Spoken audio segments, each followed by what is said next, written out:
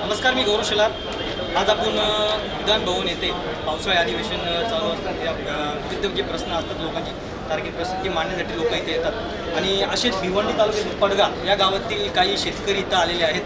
आता काय सांगाल, जो डम्पिंग ग्राउंडचा विषय आहे हातोली बांधण्याचा, त्या बाबतीत आपण इथं आलेत आणि प्रत्येक जे मंत्री असतील, आमदार असतील, त्यांना निवेदन दिलं, त्याबद्दल आपण ठाणे महानगरपालिकेने हातोली गावामध्ये पहिल्यांदा डम्पिंग ग्राउंड सुरू केलेलं आहे. 34 एकर जागा त्यांनी जागा साहेबांना अलॉट केली आहे. या डम्पिंग ग्राउंडला सुरुवातीपासून आमचा प्रशासनाने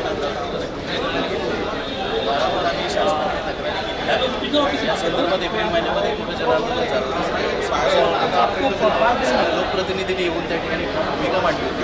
हा प्रकल्प इथून रद्द झाला, परंतु काही ठराविक नेत्यांच्या दबावामध्ये हा सगळा प्रकल्प सुरू आहे. पण आता पण तिथं पण काहीतरी खदानी वगैरे सुरू आहेत बेकायदेशीर.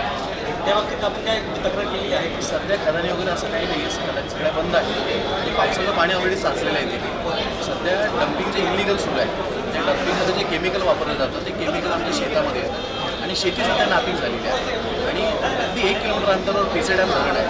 पिसे डॅम धरणामध्ये हे सगळं पाणी जाणार आणि भविष्यामध्ये मुंबई ठाण्याच्या लोकांच्या पिण्याच्या पाण्याचा गंभीर प्रश्न.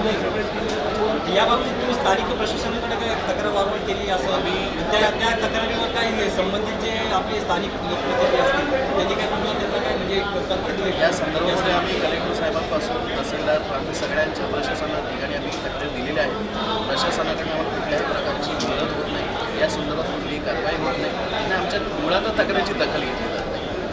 आणि या सगळ्या गोष्टी सुरू असल्यामुळे आज अधिवेशन सुरू आहे. अधिवेशनामध्ये तरी आमची दाद घेतील म्हणून आम्ही सर्व या ठिकाणी पक्षी मंडळी समिती या ठिकाणी माननीय आमदार साहेबांना भेटून त्यांना निवेदन दिलेलं आहे.